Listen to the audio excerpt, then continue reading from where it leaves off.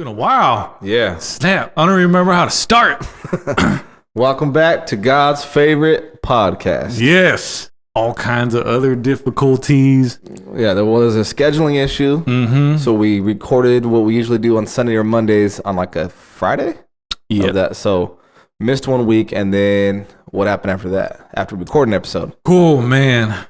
So I got 4 terabytes hard drive. Everything, I got it in like 2018 or 2017. So everything, every photo, every video. So put that in context. A terabyte is 1,000 gigabytes. That's right. 1,000 gigabytes. Your phone probably has 16, 32. A really high-end one might have like 64. 128, 256. 128 now, yeah. And so, you had 4,000 gigabytes. Yes, 4,000 of those things. In 2 years. Every photo session I did for any family, every video I ever made, every time we ever recorded a podcast, every hot beat I made, every kind of track, every cold beat, all my preaching notes, preaching messages I liked, anything I ever did for the church, it was all on this drive, and I was prolonging it. But you still got the drive. Yeah, I still got the drive. I don't know. I mean, they should have put a limit on there and say, you know what? This is 4 terabytes, but just stop at 3.5. As soon as I hit 4, it crashed out. The worst of it all was my baby will be 1 year old at the 1 year old at the end of this month. So every photo I had of her, every video, all of her first time holding a spoon, all of her little faces. I got even videos of your kids' first Christmas and videos we took with them. You didn't tell me this. when they went, when we went to the beach and Disneyland, all kinds of stuff. All kinds of stuff that fat loser retard. All kinds of stuff that meant a lot to me. Was just gone. Oh, and wow. The worst part was I felt like a horrible father. Like I just completely failed. Okay, well, let's get into that. So I didn't. We talk about what you want to get into me being a horrible father. No. We don't want to get into being a father. So we do kind of like brainstorm what we're going to talk about. We don't really script, but we kind of like outline, right? Mm-hmm. But I didn't want to tell you this. So your baby is going to turn 1 this month. Yeah. So go ahead. Let's have it. Tell me all about that first year of being a dad. Gush over her as much as you want. I want to hear it.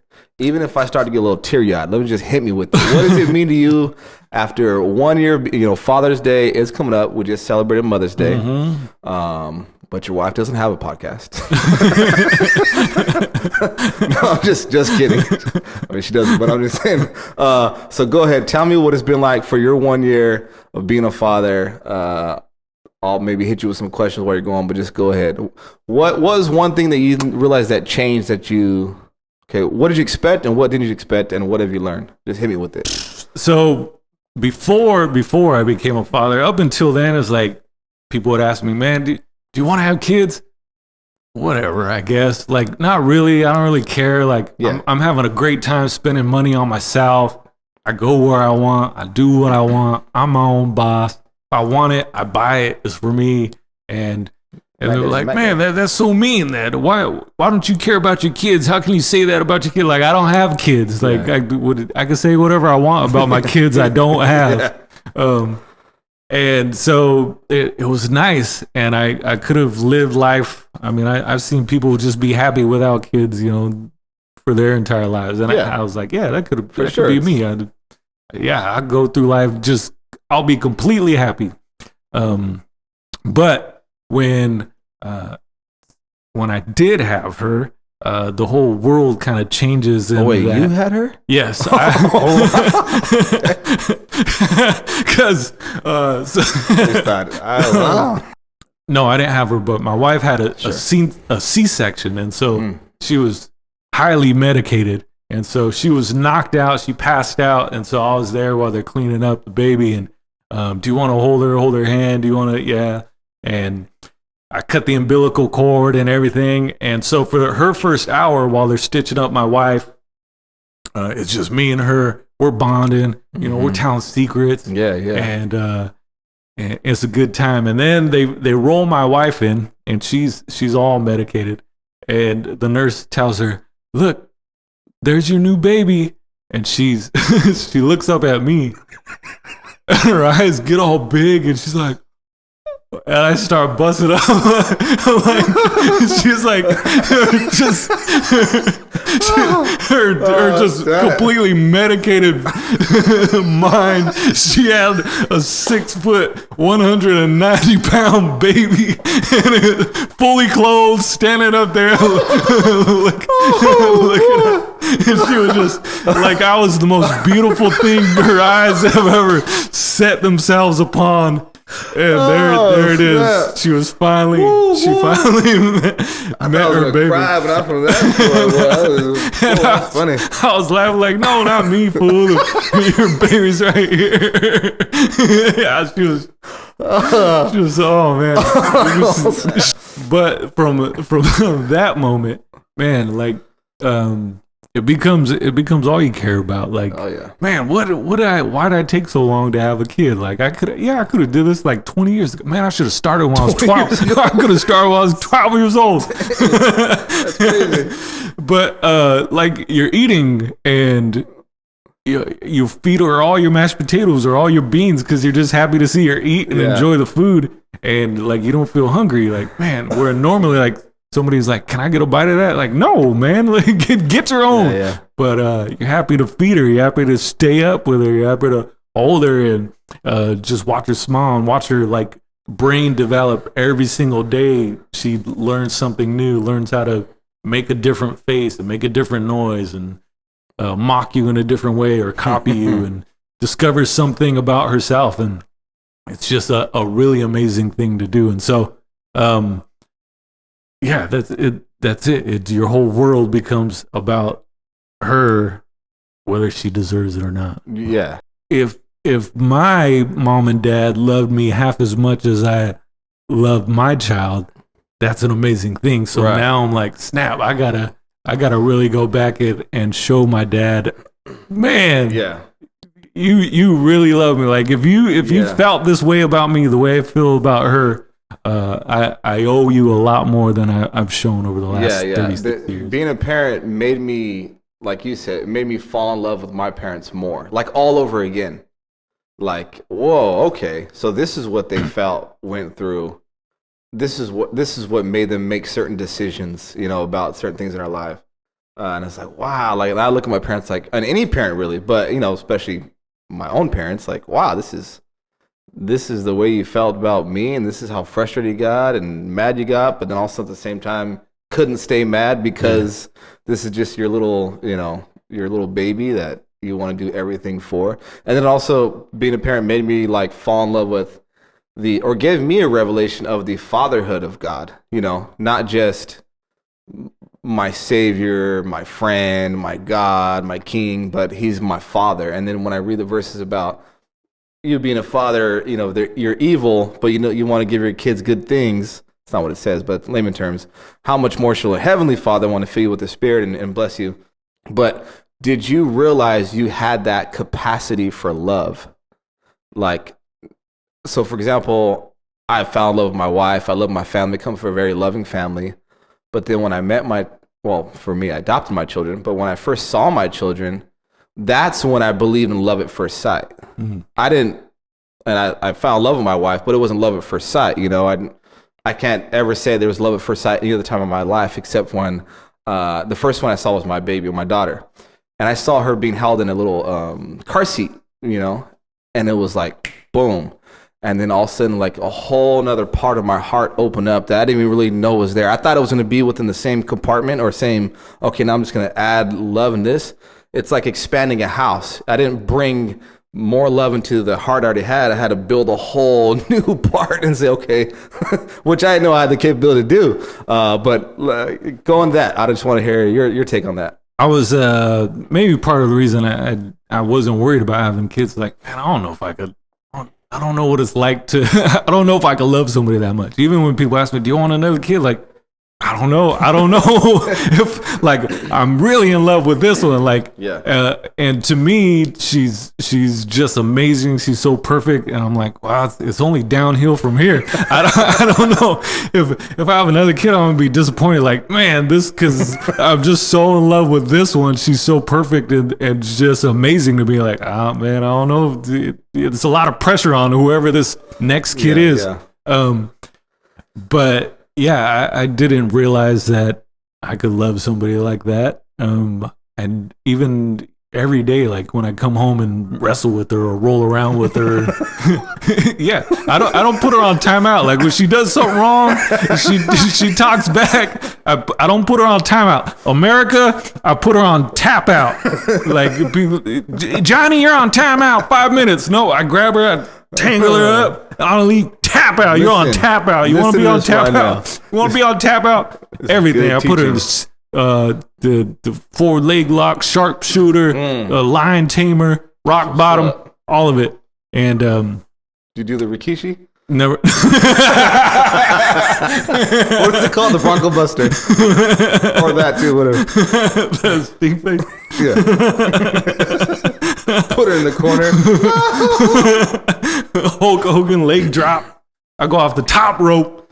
But yeah, when I come home and wrestle with her and roll around with her, and it's like just that simple thing is so much fun. It's like, man, and my back's achy, my legs are aching, my feet hurt from working all day, but it's like just you can forget all about that just to have this moment with her. No, it's a whole nother capacity of love I had no idea I could do, and even now I don't think I could repeat. Yeah, you probably could though. No, I doubt it. Like I'm telling you, it's a lot of pressure for whoever that kid is. Like, for your daughter, she was doing this thing. I don't know if she's still doing it when she frowns. Makes the grimace. So, and they'll go through little phases for like 2 or 3 week periods. I mean, you're already realizing it, but I'm just a couple years ahead of you in my kid's age. For example, yesterday, Evelyn, which is my youngest, my daughter, I told her, hey, your Theo Stephan's gonna come over and go work out right now. She like, oh, Theo Stephan, him a poo butt. That's her first reaction. Not, oh yay, all right. She's like, oh, him a poo butt. And then, she starts to, she's to me, she's picking up to be the most like trash talking or cynical one. Like her and my wife are best friends. So they'll do stuff and they'll kind of like, oh, and I'm always trying to get a kiss from her, and then, or and I'll say, and jokingly like, okay, go to your room. She'll like, no, and then my wife said, no, come here, and she'll, haha, loser, and look at me and call me a loser or call me a poo butt, or she'll say, Mom, you're a poo butt, and look at me and laugh, like so like that. For me, the best part about being a dad is I finally have someone to laugh at my jokes. We were married for 10 years. And I would roast my wife, or I'd say something funny, at least that I thought was funny, and I'd be dying laughing, and it's just me.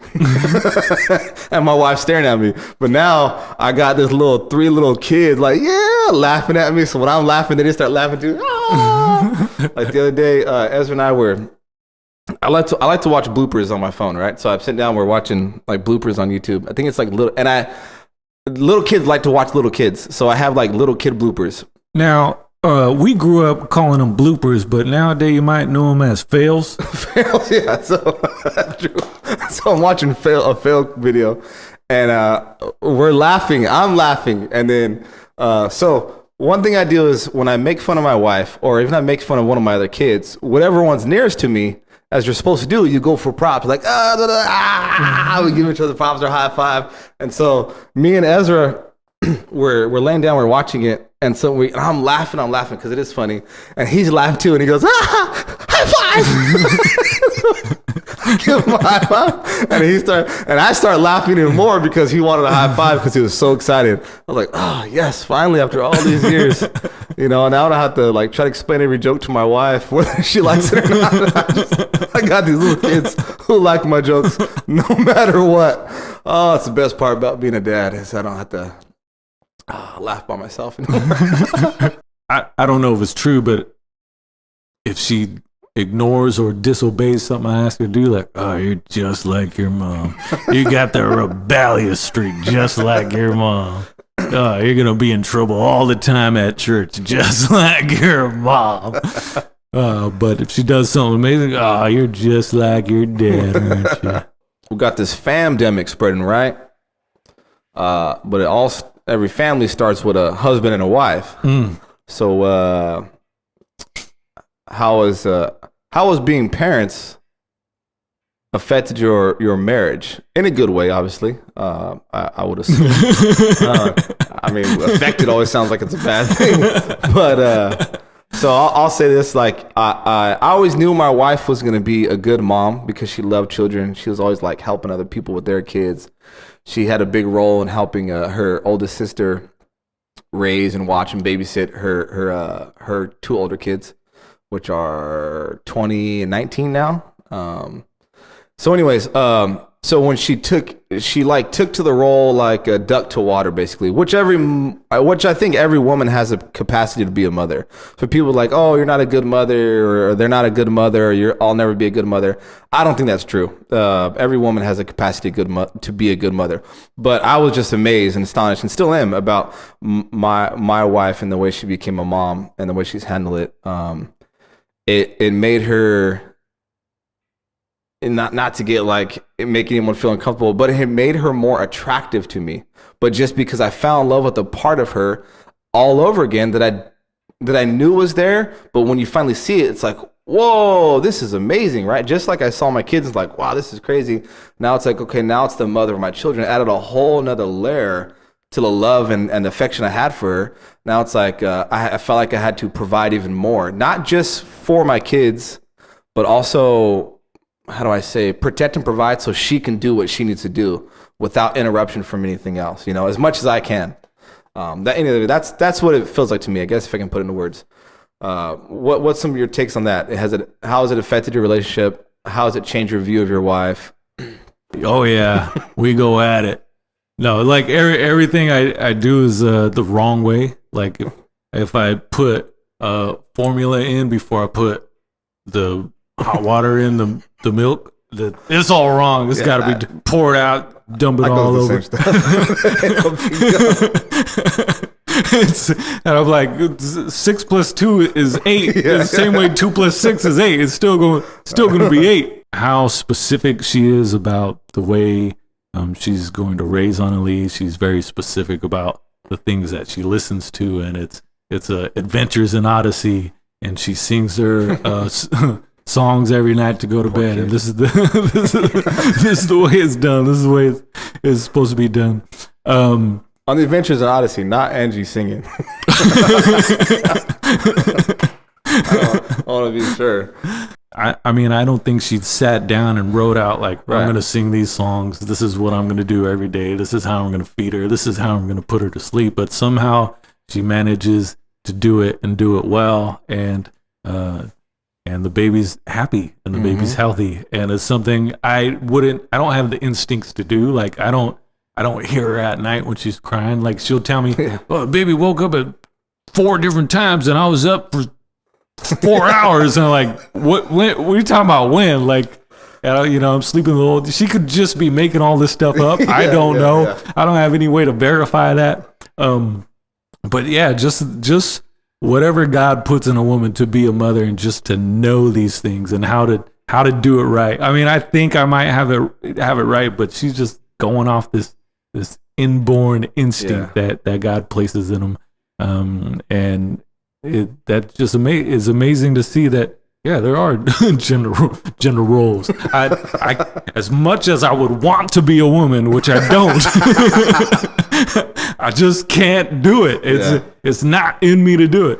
But it's in her, and it's amazing to see that where I'm weak and where the holes I have, that she completes those things. And every family starts with a husband and wife, a man and a woman, and you can't have a complete unit without it. Like I'm missing, I'm incomplete. I couldn't do this by myself, but somehow she does amazing things that I could never do.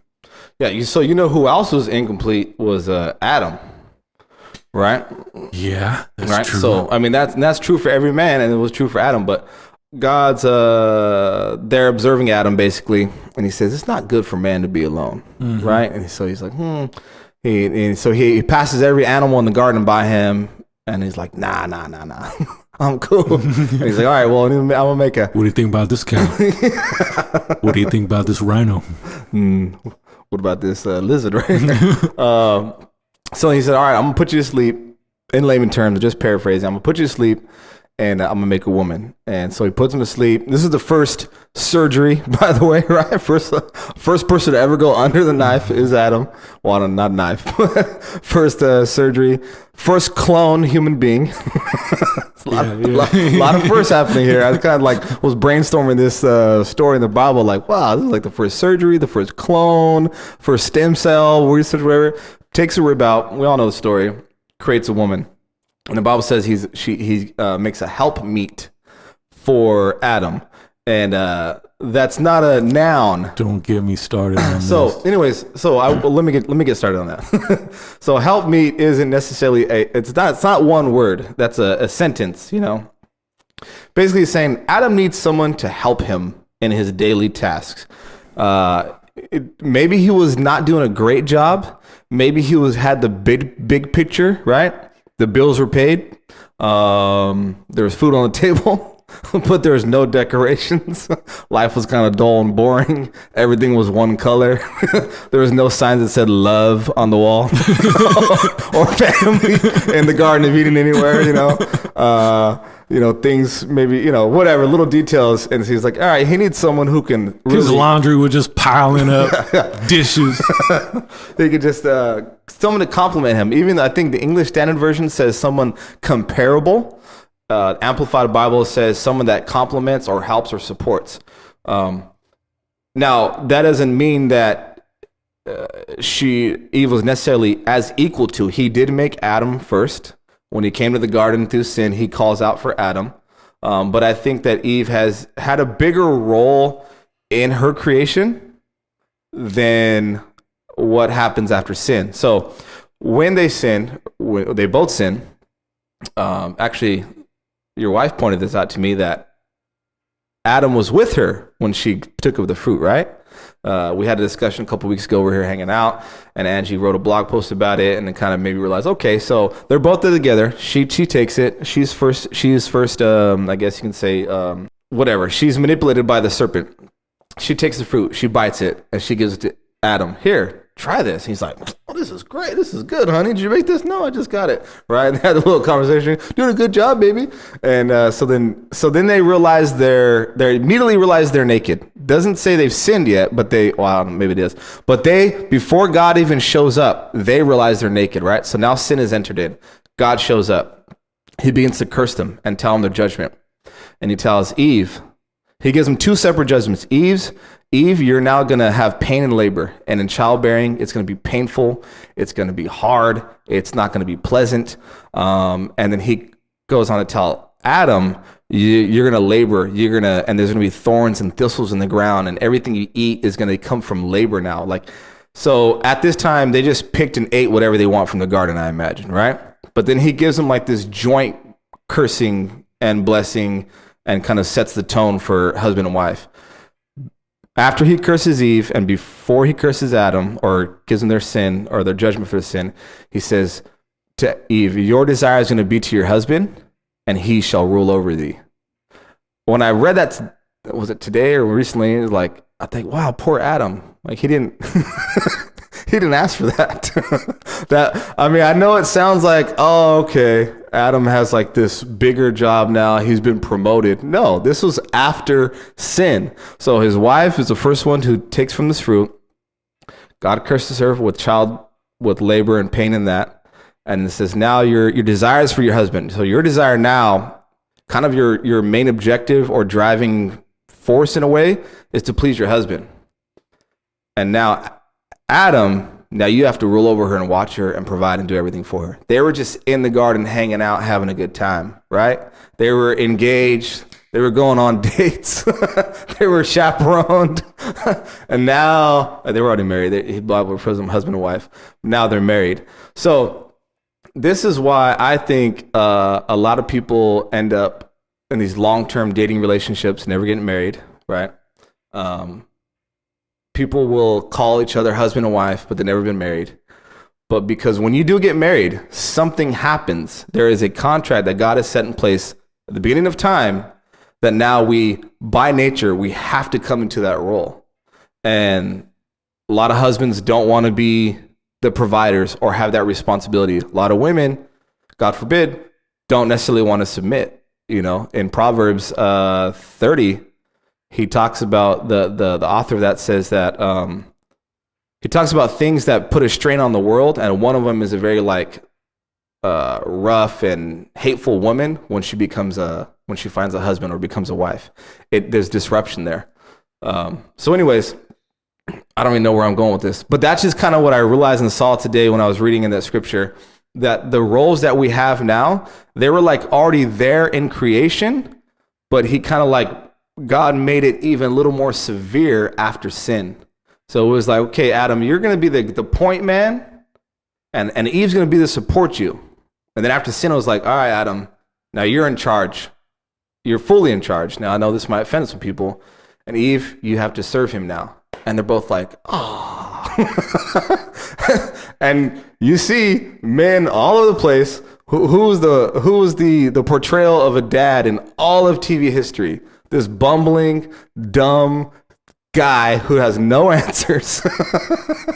And I wanted to avoid that stereotype so bad, but I still make that. I make that stereotype ring true every day of my life. But it's my curse. It's because of sin. I have to take this role. You're now this is what you're gonna do. But your desires for your husband, and you're gonna roll over her. And he I think he reminded him. I said something about because of sin. That's not what I meant. Not sin makes us have to be a husband. They were already husband and wife. It's a blessing. The Bible says, "Whoso findeth a wife findeth a good thing and obtaineth the favor of the Lord." But I think in that curse, he reminds him of their roles, but also, I shouldn't say the curse. The ground's cursed. Sin causes a curse upon the earth. But he reminds Adam, you're the ruler, you're in charge, so to speak, really that's what he says. But now while you're in charge and you're doing a lot of stuff and you're providing for your family, it's not going to be easy anymore. You're not just going to pluck stuff off the ground and just take an animal and eat it. Eve, you're going to be you're going to add the spirit to the home, you're going to add the life to the home, the love, the kindness, the gentleness, the energy, all the good things that we love about a family and holidays, but also you're gonna hurt in labor, and it's gonna be hard raising children and bearing children. And he says, but this is your roles. Now it's not even gonna be that easy anymore. That's really the point I'm trying to make. You're gonna have all these beautiful things, but it's gonna come at a cost. Yeah. And he before that time when God gives Adam his direction, hey, here's the garden, you dress it and keep it, or dress it means to make it beautiful, keep it, or make it, beautify it, keep it clean. Mm-hmm. Keep it means to guard it or protect it. And so he gives them this responsibility over stuff, over territory, over things. And then after they fall, they sin. Now he's transferring, all right, forget the stuff. Now everything that I told you to do with the garden that you failed to do, or maybe you were concentrated on the garden, whatever it was. Now I want you to do those same things as a man in a role in your family. I want you to beautify your family, keep and guard your family, to do all those things. So it transfers from just a territory and stuff to relationship being the most important thing from that point on. And it comes with a cost. All these beautiful things you have as in a marriage, all these beautiful things you have in a family and having children. Those things they come at a cost, but it's so worth it. Yes, it is. Amen. I mean, the Bible tells us that if a man doesn't provide for his family, he's worse than an infidel. So what's an infidel? An infidel is, I don't know, you got me, dog. It's like a non-believer. It's someone who is completely against what you believe. So an infidel would be anybody. It's kind of like an atheist, I guess you would say, but like an intentional non-believer, like someone who's really against Not just like, oh, I don't believe there's a God, but like someone said, no, there is no God. It's not your God. Yeah. That would be an infidel. So you're worse than someone who is against God and what you believe. And that's what a person is who doesn't provide for his family, doesn't take care of his wife, doesn't take care of his children. You're worse than an infidel in that case. So there's a lot of emphasis on a man being a man and a woman being a woman. And when a family or a husband and wife fall into those roles, I believe those blessings I believe there's blessings that come upon people and families regardless of whether those people are believers or not. So I'll give you an example. My father didn't go to church or serve God or live for God the way you would say, right? My mom always did. But my dad allowed her to go to church, and he allowed her to raise me and my brothers in church. And she would pay tithes and offerings. My mom didn't work for, I think, 16 to 17 years into their marriage. She didn't have a job, but she would pay tithes and offerings off of his income. Mm-hmm. But we were blessed because of that. And I think that when a husband and wife, regardless of what their beliefs are, when they maybe unwittingly or not unknowingly or just by principle decide that we're going to do it this way, that, you know, they fall into those roles that God has laid out, their marriage is blessed because they are in the communion of marriage that God has set since the beginning. That doesn't necessarily mean they're like going to heaven or their salvation is sealed. I'm just saying their marriage is blessed. I think there are certain things that are blessed and God blesses it because his word shall not return void. Mm-hmm. So if you're abiding by things that God says that he's set in place for a family dynamic or a business relationship, if you're a good businessman and you're giving to people, your business is gonna be blessed. Yeah. You know, so what I'm saying is if a husband and wife, whether they go to church or not, they kind of get these principles in their mind. This is how we're gonna do it. They're gonna have a happy marriage. That doesn't mean that women should stay home and men should go to work. That's not what I'm saying at all. But when those roles are clearly laid out for the husband and wife, you said that, maybe you said. She makes twice as much as I do. Yeah. I'm not sure if it was said or not. Yeah. But that doesn't necessarily mean that your wife is now the head of the household. It does. Okay. Okay. Yeah, that doesn't change anything. That's still God saying, hey, if he comes to this house, he's going to say, Jose, I need to talk to you. Mm-hmm.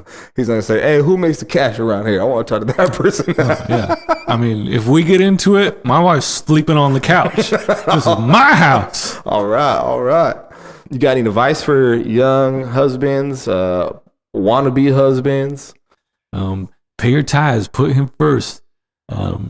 Ask him to move and open doors and close doors that shouldn't be walked through, and ask him to provide and lead you and guide you and move you in directions and move your steps and run things by him. Lord, is this all right? Is this okay? Does this make sense? Is this going to move me further away from you? Is it going to draw me closer to you? If there's anything that I'm doing that's going to either endanger my relationship with you or with the church or with my family, then close that door. Don't allow me to walk through that, and don't allow me to move that direction. But just do things his way. Yeah. That's it. The Bible says, in the multitude of counselors there is wisdom. But so that really means a lot of times we think it's like you ask the same person over and over and over and over. That's not it. It's ask a lot of people and you'll get a consensus good idea. Don't be looking for people that don't know God and don't understand things. Just godly people that have your best interest at heart, not their own motivation and ideas. But one little bit of advice I did get, not that I'll share those passages on to anyone else. This guy I used to work with, funny guy, he was divorced. He's kind of talking about his failings, and I was married at the time. Yeah. I was thinking I wasn't married, but no, I was married, and you're still married. Yeah, I'm still married right now. I was telling him about like, oh man, my wife wants to do this, but I don't want to. And he goes, you know what? And I don't remember the way he started it, but he told me this. He said, the day you got married shouldn't be the last time you said yes or I do. And I was like, wow. Like, That's true. Because on that day, yes, I do. Yes, whatever, right? I do. And he kind of just checked me a little bit. I mean, it wasn't in a mean way, but, you know, he had a failed marriage, you know. He was with someone else and all that stuff. But he's like, that shouldn't be the last time you said I do. And he's like, you need to go with your wife. I'm like, all right. So I ended up going. I forget what it was, but I remember from his little talk, it was just a dude I worked with, an older guy. It wasn't like I was even really asking for advice. I was just kind of like, talking out loud. So I'll say that if you're a young husband, even if you're a young wife, because we all have to say our vows and say I do, don't let the day you be married or the day that you got married be the last time that you were so willing to say yes and I do to your husband or your wife. That's the only really advice I could give you. That I feel like that affected me, and that I think that is something general across the board that everyone can benefit from. Doesn't mean say yes to everything, though. She'll be like, do you want me to make a plate? And I'll be like, I do. Yeah. I got some good advice. Okay. Grandpa Doug, this is the best advice he ever gave me. I think. I don't know. So up to this point. Yeah. For right now, it's going to be. But he said, Jose, a real lady always leaves a little bit on her plate. So all you ladies out there, I mean, you're on your date, you're trying to win a man, you're trying to show that you're a real lady. Don't eat all your food. Don't clean the whole plate and ask for seconds. Let me order 3 desserts after this. just leave a little bit on the plate. Be like, you know what? I'm full. And you might round somebody. You might wring his neck. You might wring him on, and you never know. Yeah, she had a whole piece of ribs still on that. She's the one. Only drank half a Diet Coke. Don't be ordering 4 desserts on them. You guys have a good one. God bless. Sorry for the delays and not dropping an episode pretty, frequently. Yeah, devastating. But thank you for your patience. I mean, we'll keep it coming. We'll keep it coming. Yeah.